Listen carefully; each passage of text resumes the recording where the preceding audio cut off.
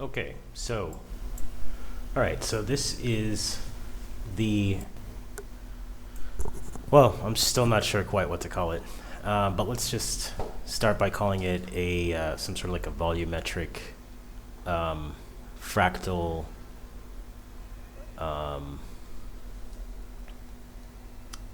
oscilloscope or something like this. The idea is that we're using an iterated function system to, well, in this case, for the first case, we're doing 2 points, okay? And we have a couple of components. We have the first one, which is the iterated function system itself, which is just this. It's like a Cantor set, basically. It's just red at x positive 1, and cyan, its opposite color, at x negative 1. And this is in 3D. I'm moving it around in 3D, but since it's at 0, you aren't really seeing like a movement of the line because it's an actual one-dimensional line. So if I press spacebar, actually there's a menu over here which has all the information of what we can do.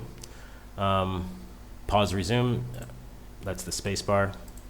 I'll just be using the keyboard as I'm talking, but these are the actual settings or the commands in the menu here. So there's a couple of different ways you can use this. So if I hit spacebar, what it's doing is it's taking the secondary component. The first component is the original shape, which is that red point and the cyan point, right?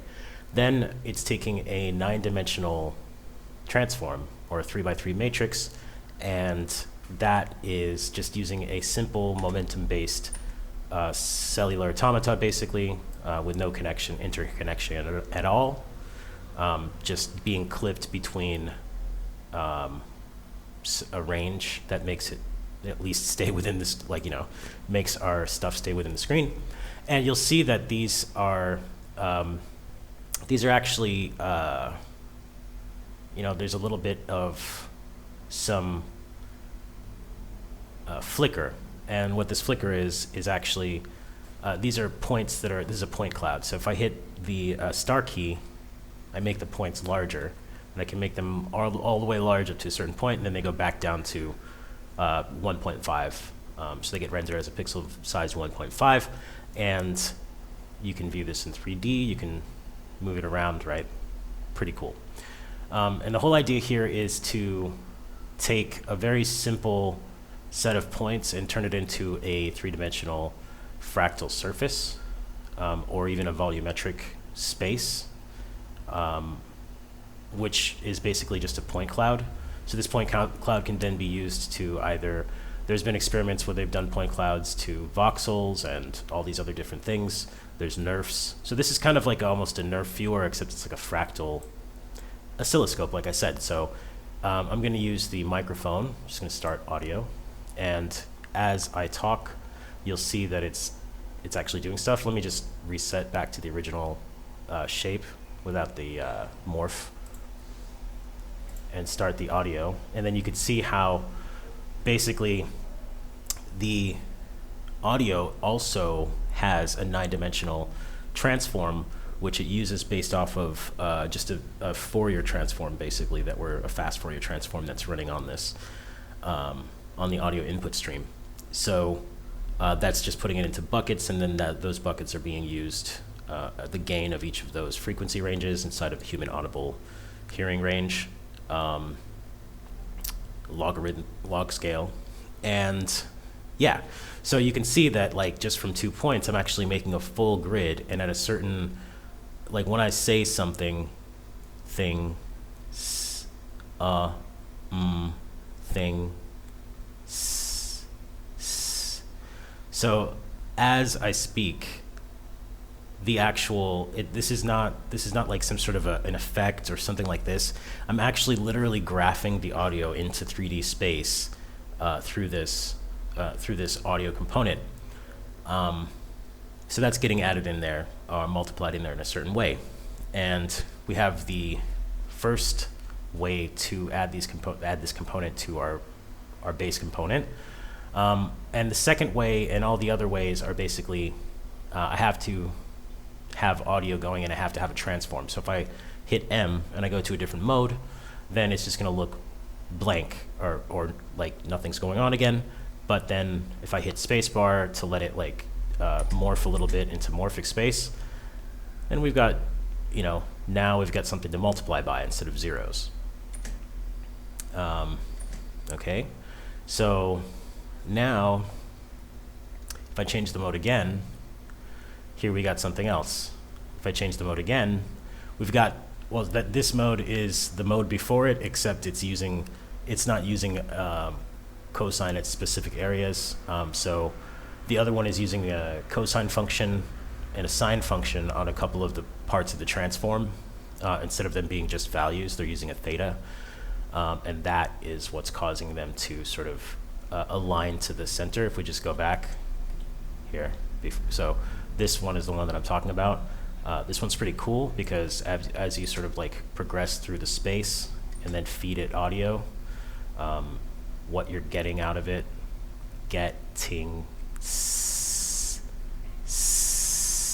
so yeah, this is a direct graph. So this is a direct, mathematically precise graph, which happens to be a point cloud. And there's actually a whole bunch of other stuff that you can do. You can do all these other shapes, but I'm just leaving it to this so that it can be the most simple shape that you can think of, which is just a simple line between one color and the next, one color and its opposite. So, all right, this one is the cosine version of this, which takes iteration into account, basically. And there's 10,000 iterations on each frame, runs really super fast. There's 10,000 points I think I'm using just as default here going into this. So yeah, it's pretty cool. And depending on how you look at it, you know, it deforms in different ways, and you can like, okay, I want it to be more like this, and then blah, blah, blah. You can see like some circular stuff sort of forming. So then just today I decided, well, let's try to do a spherical transform, multiply a spherical transform component by it that tries to get some form of circular stuff going on in 3D, so we can get like a volumetric sort of a thing, because you can see that this is sort of like, you can think of these as a probability distribution. So this is a probability distribution of points on a three-dimensional fractal surface that is being modulated by a rich signal, like an audio signal or anything along those lines in real time. And it's running at above 30 frames per second, that's for sure. I think even faster. What's weird is the more iterations that you get, the more it actually does. And if I just like, let's just iterate through this one a little bit without the cosine, just taking iteration into account, multiplying the iteration coefficient basically into the mix. And you get these very interesting sort of like bundles. And another interesting thing that another thing that I really wanted to explore with this is that these transforms are actually kind of, they represent fields, right? The components of these fields then are used to randomly to generate these points that you're seeing. So it's kind of like a field that then matter is being put into, or in other words, something like cymatics, where sound controls the shape of matter. Now, obviously, you don't have to use sound. You can use any other signal, as long as you put it into that format of 9-dimensional vector that's normalized between -1 and 1, or a little bit larger than 1 is fine. But then you get to exploding stuff, and it starts to, like, you know, the iterations go off into infinity, and there are some situations where it does explode. So that's interesting to take into account. So let's go into the last mode, this spherical mode. This one is new, so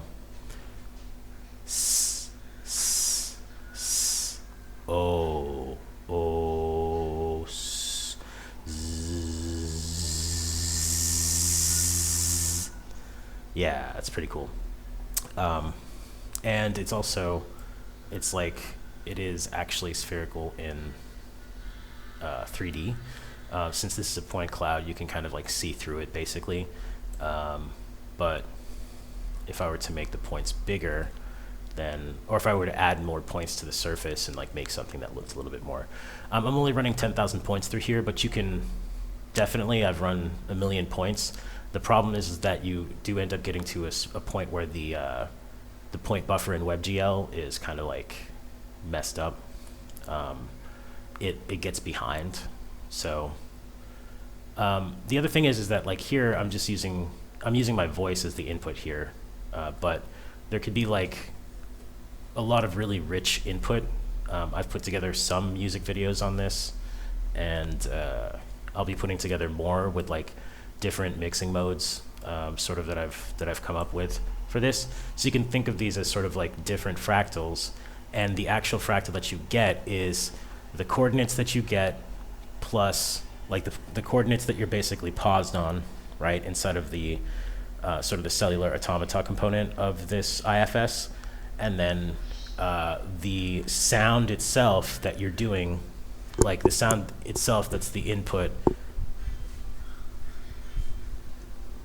Yeah, so even like when it's seemingly, when I'm not talking, it's pretty good. Like you can really see the efficiency of the microphone in a non-linear way.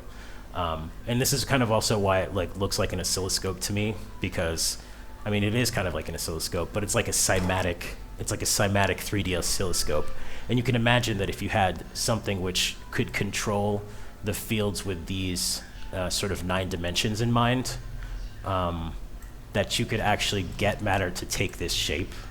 And if you could pause it at certain points, then you could create something pretty interesting. But the cool thing here is that like at some point I want to try to use this to actually like just use my voice to do 3D modeling in some sort of a way. But there's a couple of other ideas that I have for different modes, which might be even more complex and interesting than this, causing like sort of, because I can start to see where this really starts to get into the field of biology, right? Like imagine that these are all cells, like these are all points that cells can randomly sort of organize themselves into, and they can differentiate into these two things. And these are like maybe the connections or just the physical structure that they need to organize themselves into. And they don't have to know the entire physical structure. They can just know this very small set of even something as small as like 9 32-bit floating point coordinates. Maybe that's not so small, but it's definitely smaller than the points or some sort of a defining system for a surface that's this complex. And it's not just a surface, it's a fractal surface, right? Like the brain is also a fractal surface. The what's the word? I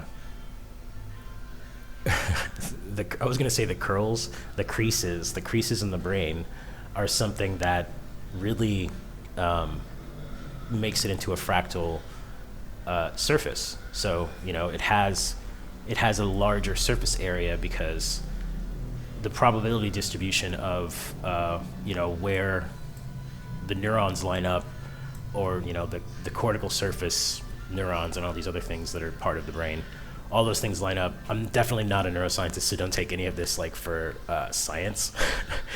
But the other thing is here, I definitely am into data science. So one of the other things that I'm really thinking about here is latent spaces, and not only synthetic data, but like when you map a latent space into lower dimensions, like 3 dimensions, you do end up getting like surfaces that are like these, right?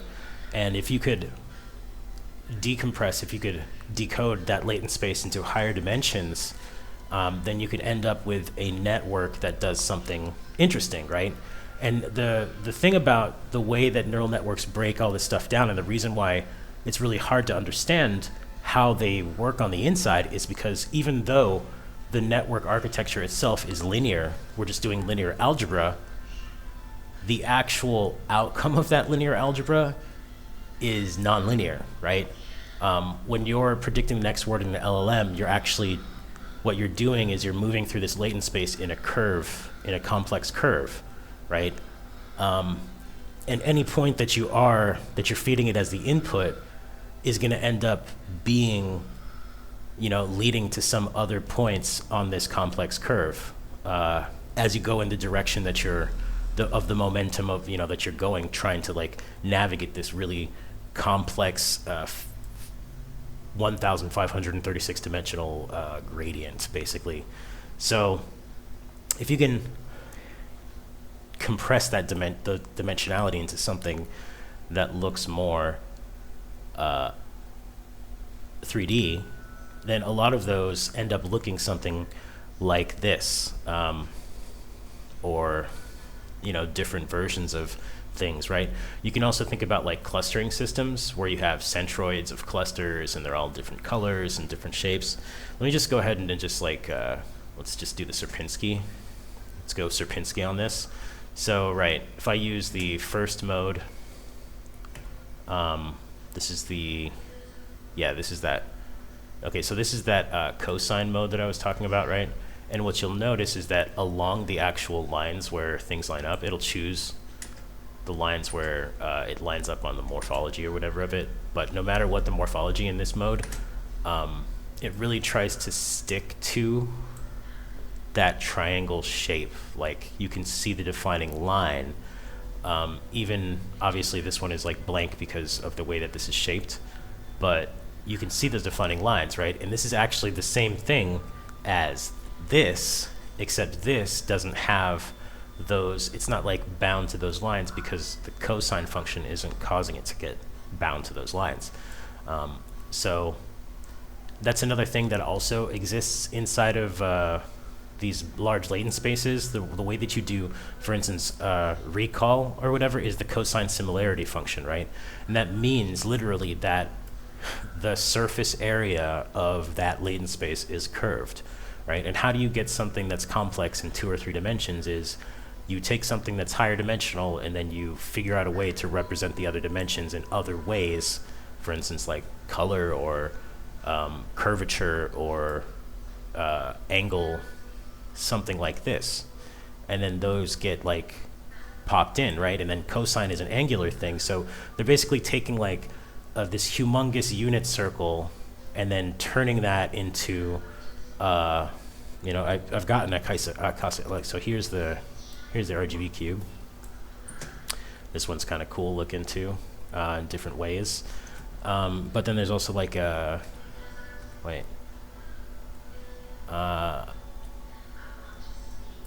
here we go. Full-on icosahedron. I think that's number 9 or something. You can see it in the menu. But anyway, if you like what I'm doing and you want to just support my work or whatever, just maybe make a comment below or hit me up. I've in the source code for this, which I'll put the link to below for the GitHub, is contact information and information that you can get to if you want, if you want to work on something with me. But basically, yeah, here we go. So so this icosahedron, we've like sort of turned it into this sort of mess, but it's easier to see. So there's less particles. And then some modes actually treat this much better. I'm going to have like an output of like what mode you're in, because sometimes it's hard to see when you're working with so much stuff. Here's this one I like. So this one is like, it uses the golden ratio too. There's a golden ratio one.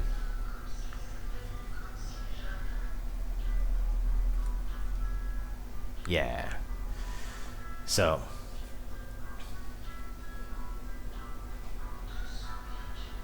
nice.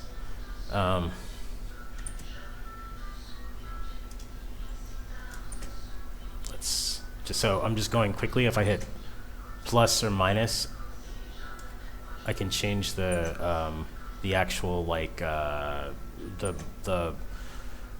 morphological transform.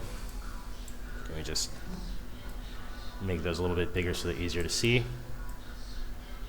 And you'll see this also does a little bit of exploding too. I think I'm gonna have to multiply it down just a little bit to make it not quite so explodey. But it definitely almost turns stuff into some sort of a Mandelbrot or Julia set, which is kind of cool. I'm just pretty geeked on the idea of controlling something in 3D, like, that's complex, and then like getting a snapshot of it and then doing something with that snapshot as like a structure, because the structure definitely has some sort of obvious fractal nature to it, right? No matter how you interpret these, you're going to end up with something that's like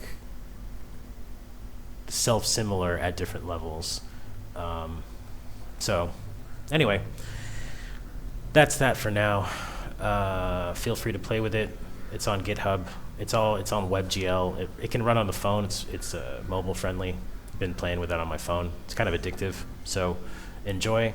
Subscribe to my YouTube channel. Leave a comment. Give me a like. And let me know what you think.